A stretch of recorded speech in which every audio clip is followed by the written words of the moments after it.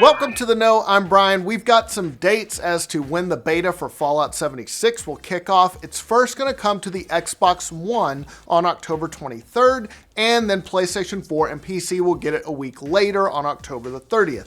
In a post, Bethesda says, during the beta, one of our primary goals is to stress test and break the game. As such, the servers will not be running 24/7. Instead, they'll be online during targeted time frames so we can get as many people as possible playing at the same time.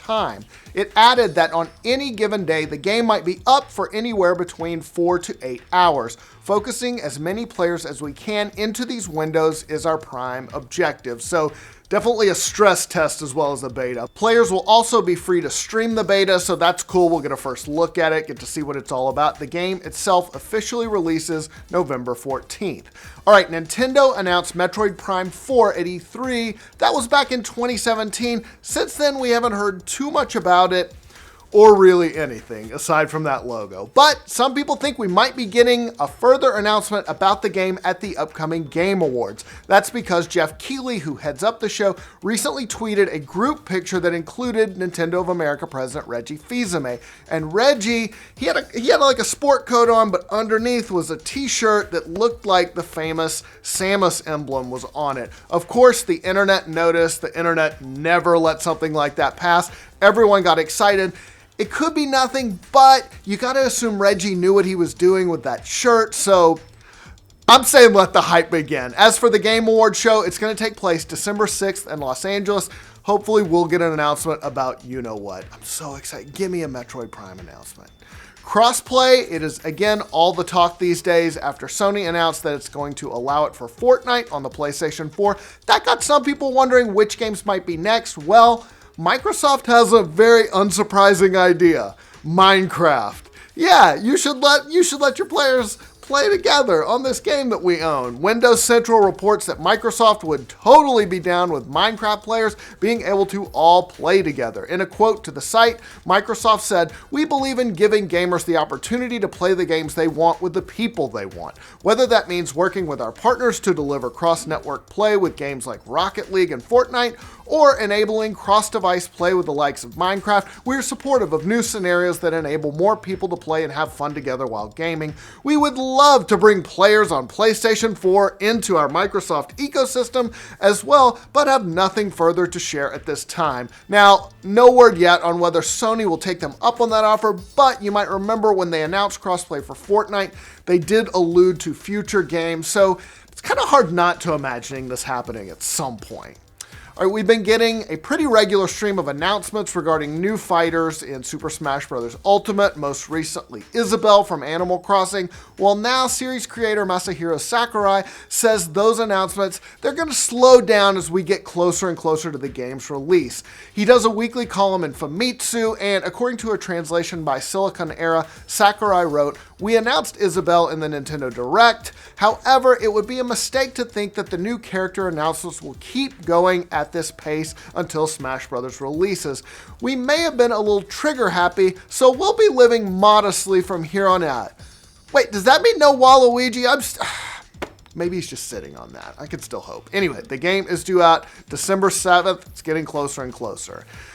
Speaking of games, we've got to announce that some sad news. Sony is shutting down servers for 3 PlayStation 3 era games. Posters on Reset Era noticed that Warhawk, Twisted Metal, and PlayStation All-Stars Battle Royale will no longer be playable online after October 25th. For Twisted Metal and PlayStation All-Stars, you'll still be able to play their campaigns offline as well as local multiplayer mode, but Warhawk was an online-only game, so that means the game is pretty much going to be not playable unless you set your PS3 in LAN mode, so if you want to do that, you can. But still, Warhawk had a good run. I was a Warhawk fan back in the day. Lasted for more than 11 years. Twisted Metal lasted more than 6. PlayStation All-Stars will come to an end at just over 5 years and 11 months. RIP.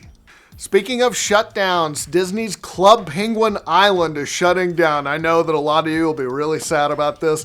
Dozens of people are losing their jobs. That really sucks, though. You might remember the original Club Penguin shut down in 2017 after more than a decade of entertaining kids with browser games and adults who like to jump in and just sort of be obnoxious. Club Penguin Island was a mobile successor that launched by Disney Canada right after the original Club Penguin shut down, but in a post, the development team said that the service will shut down at the end of this year. They wrote, "When we replaced the original Club Penguin game a year and a half ago, we always strive to make Club Penguin Island the best mobile successor to the original game.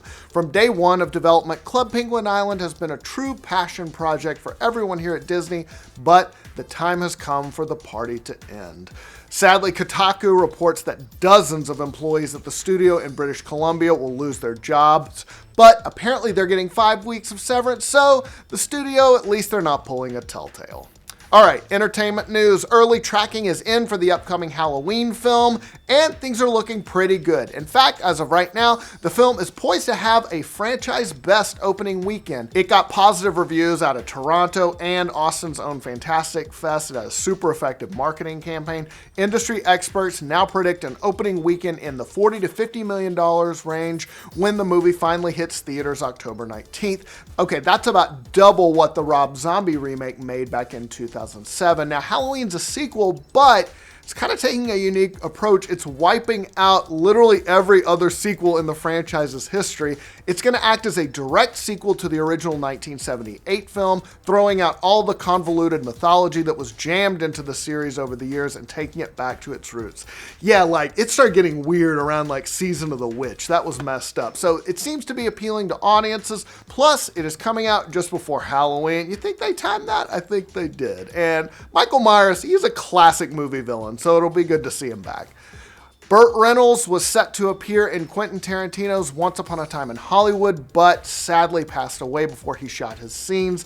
Deadline reports that past Tarantino collaborator Bruce Dern has filled in the role of George Spahn in the film. Now, in real life, George Spahn was an elderly, nearly blind ranch owner who frequently rented out his property for Hollywood westerns and ended up letting the Manson family crash on his property in the months leading up to their infamous killing spree. Now, Dern had a central role in The Hateful Eight. He was a big star in the 70s, just like Burt Reynolds, although admittedly not as big as Burt Reynolds and as the height is like Pete Burt Reynolds, but then again, who was?